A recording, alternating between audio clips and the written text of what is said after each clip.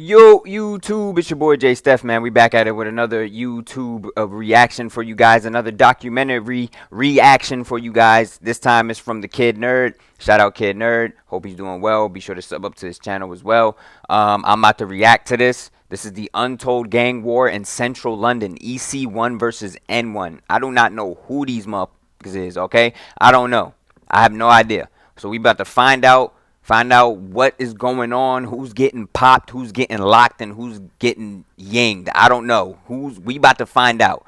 All right? Be sure to tap that link down below. Be sure to like, comment, and subscribe to the channel, man. You already know what we do on these documentaries. Let's see what crazy stuff is going on. And again, I'm going to say this right now. RIP to anybody mentioned in the video, bro. This shit is crazy because it's real life. All right? Let's get into it, man. Let's go. Debates on the most dangerous side of London, and depending on the year it normally alternates between east, south, north and west, but no one really tends to put central London in that category. Today we'll be getting into a deadly war between two neighbouring areas in the centre of the capital, a feud which many wouldn't notice at all. Let's get into the video.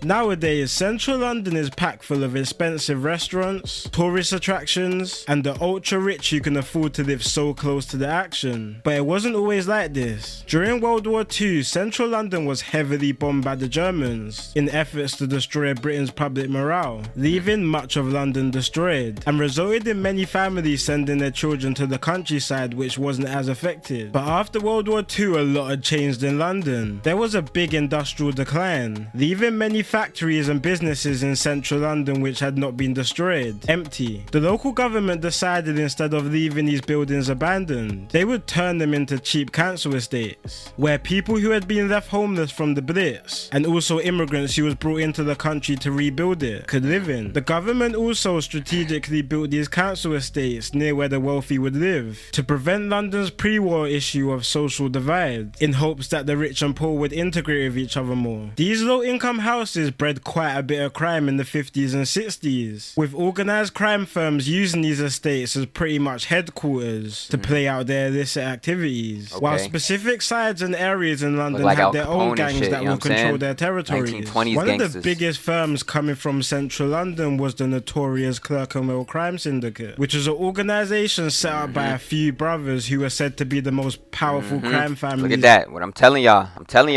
Old, middle age, or whatever he is, bro. I'm telling y'all, just that mob shit. That them crime families, mob, bro. We just reacted to a mob. Go check that out. Do your homework on the mob. Ever. Controlling much of London's drug market, mainly in the 80s and 90s. Their territory was in the EC1 postcode, right in the centre of the capital. Nowadays, many council estates near the centre of London have either been demolished or hit with a massive spike in rent prices to force low-income families to move out. But the EC1 area still has quite a fair bit of low-income neighbourhoods floating about, like the Bourne and King Square estate. But long gone are the days of crime families ruling over EC1. A new gang has now emerged, who go by the name EasyCash or just straight EC1, which is made up of a few different estates around the area, who all have separate but linked up cliques. The EasyCash gang started hitting headlines in the early 2010s, after catching multiple different cases for numerous high-scale robberies, ranging from higher-end jewelry store heists to car. Damn. With Rippling, I can automate all this they manual was HR robbing, compliance boy. work. You robbing 17 stores in a month or whatever they said? That's crazy, boy.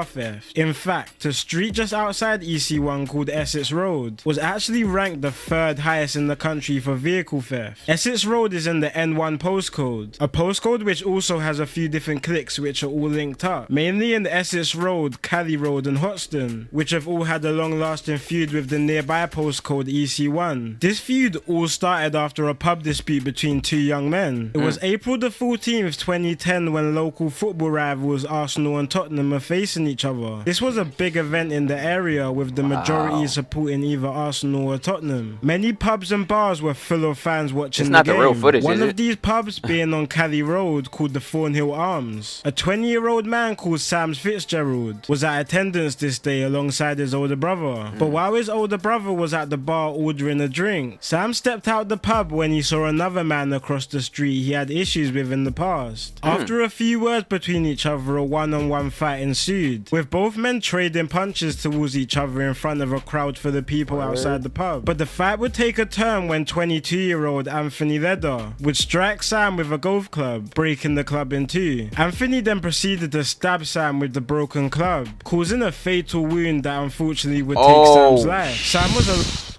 Boy, these niggas is wrecking outside. Where did the golf club? What? Where did that come from? And then he took the golf club and began stabbing him with the golf club. Boy, you niggas is crazy, bro. And that's how the gang beef started. Wow. And many people from the N1 postcode, especially Essex and Cali Road, grieved his loss massively. It's not exactly clear how, but Sam's death caused big frictions between groups in EC1 and N1, causing a lot of back and forth issues between the group of boys, which started getting more and more violent. This was at a time between 2008 and 2015, when many younger kids living especially near Essex and Cali Road started jumping on the roads. Both areas had quite a tight-knit community, but a couple high-profile murders left many traumatized from the area. The first being the murder of 16-year-old Ben Kinsella in 2008. Ben was the younger brother of successful actress Brooke Kinsella, who some may remember played the character of Kelly in EastEnders. Ben, just like Brooke, had aspirations. I'm not cultured in y'all culture like that, UK. So let me know who that is. What actor is that? Is she famous or some shit? Is that like y'all Holly Berry or shit? Or and even featured in a few small roles on television. But unfortunately, these dreams were cut short on the 28th of June 2008. On this day, Ben was celebrating the end of his GCSE exams with a couple friends at a local pub. The friends he was with and another group of young men got into a verbal altercation at the pub, which resulted in Ben being stabbed 11 times while he was walking home. An attack which he sadly didn't survive from. Another traumatizing event occurred also just a month before the murder of Sam Fitzgerald, which was the murder and assault of one of Sam's friends called Jessie Wright. Jessie was a 16-year-old schoolgirl who was assaulted and murdered in cold blood by another man who lived in the area. These events in a short period of time left a lasting effect on the young N1 community. Many of the older figureheads in the area started campaigning for change through many peaceful protests and talks to the government, like Ben Kinsella's family, who set up a charity called the Ben Kinsella Trust, which actually managed to pass through a law to raise the mandatory life sentence for knife-related murders from 15 years to 25. But while the older generation were trying to put a stop to the violence, the younger generations were starting to ignite it. Spouts of violence were starting to become more and more common between EC1 and N1 groups, and it wasn't long before another tragedy. Let me tell y'all something. That is not finna stop these niggas, bro. Okay? They don't care.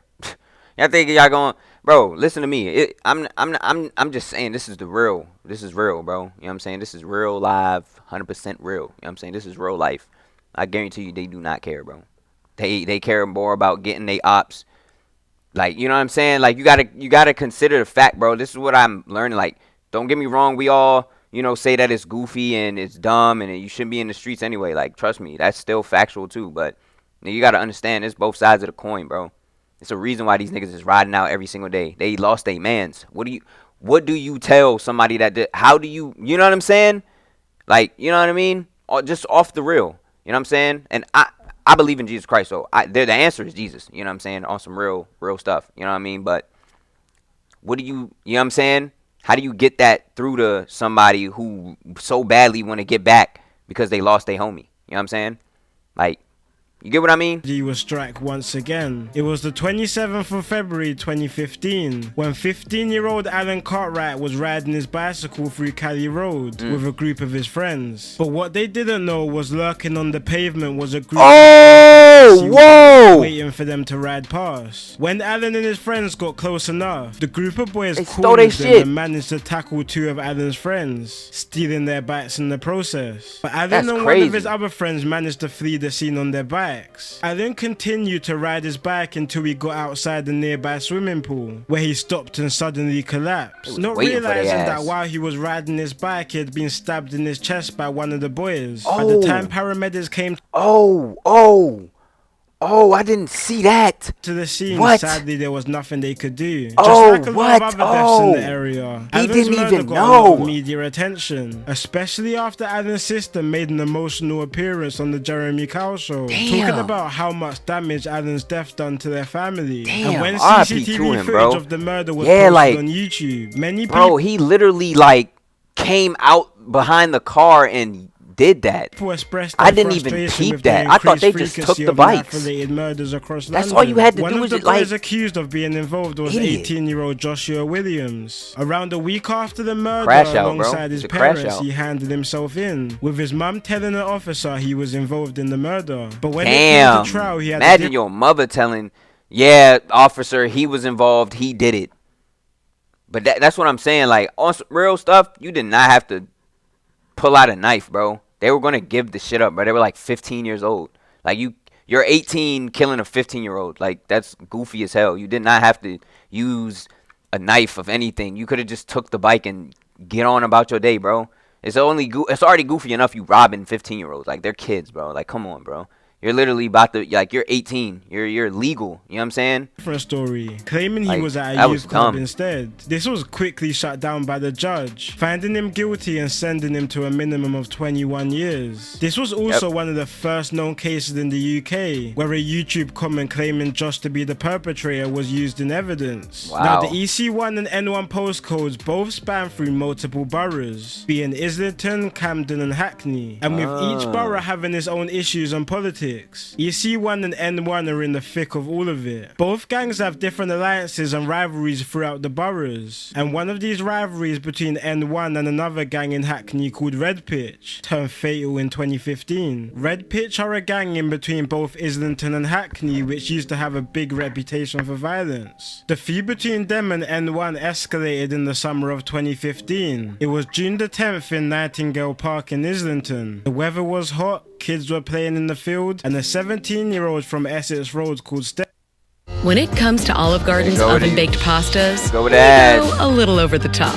Like meat Steph was enjoying the nice summer's day with his friends, not knowing tragedy was round the corner. A stolen scooter started riding through the park in the evening, with a couple teenagers on the back and front screaming RP in reference to the Red Pitch gang. When Steph and his friends saw them, they started to disperse outside the park. But unfortunately, while making their way out, Steph tripped over, leading to one of the boys jumping off the back of the scooter and stabbing Steph twice in his leg and chest with a zombie killer knife. Steph was rushed to a local hospital. Yeah. Look at that ZK again, boy. Golly, man. I'm telling y'all, that ZK is like 15 inches, boy. That shit is no joke. RIP to him. These niggas ran around the op block yelling they gang's name.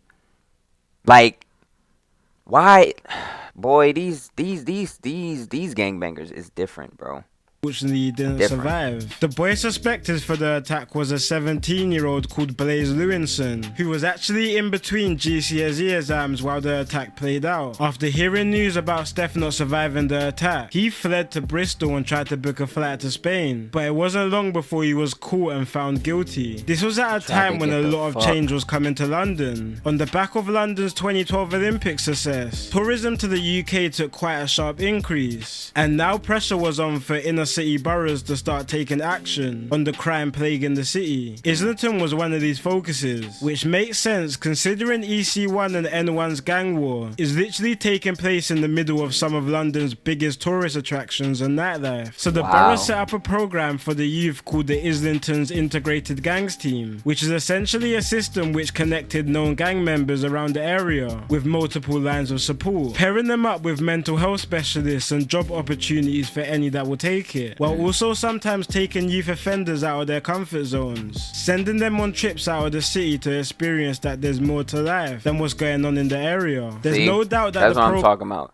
You gotta go the extra mile, bro. Like, let me say, oh, how can we help? How can we stop the crime? This is how you stop it, bro.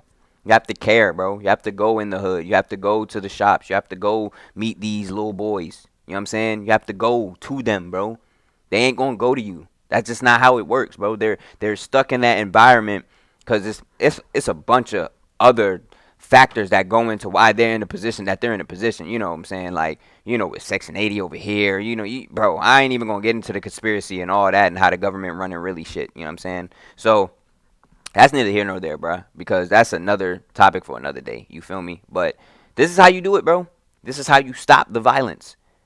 At least nullify it for a little bit. You know what I'm saying? Or not even a little bit, but at least tone it down. You know what I'm saying? But yeah, bro, this is how you do it. This is how you do it. Big up them. Few individuals, but with a string of violent attacks yet to soon follow, it was clear that it was going to take a lot more to defuse the ongoing feud. The 25th of February of 2017 was en route to be a normal Friday night in Islington. Like every Friday, many flocked to Upper Street in N1 to live out their weekend on a street full of bars, clubs and restaurants. One of these people being a 28-year-old father of two called Jonathan McPhillips. He was enjoying a night out with his friends. Parked up on the same road was also a few teenagers from Essex Road who knew Jonathan from the area. But as the night was coming to an end and people were starting to leave the clubs and bars, trouble was lurking round the corner. Just after midnight, a group of masked boys from EC1 were walking through Upper Street and they were heading straight for the car full of Essex Road boys. An altercation broke out between the two groups in full view of the busy street, leading to one of the 17-year-olds being stabbed. In the midst of all the madness, Jonathan saw what was going on and attempted to break up the fight between the boys. But while trying to stop the fight and prevent anyone else from being hurt, Jonathan was stabbed in the chest, which gave him a wound he would not survive from, sadly causing another big loss to the community. Musically, both sides have had small stints in the UK drill scene, back when UK drill was still fresh in the first half of the 2010s. I don't know, bro. I'm not getting in the middle of that, bro.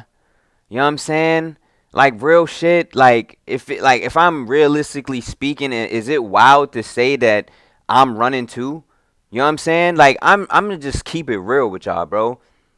Even if I'm not even involved, like, you know what I'm saying? Like, bro, God forbid, but like I'm just walking down the street and a blacked out ride, 4 doors pop, and niggas walking out, running out with knives, full blown sprinting. Like, nah, I'm hightailing it out of there too, bro.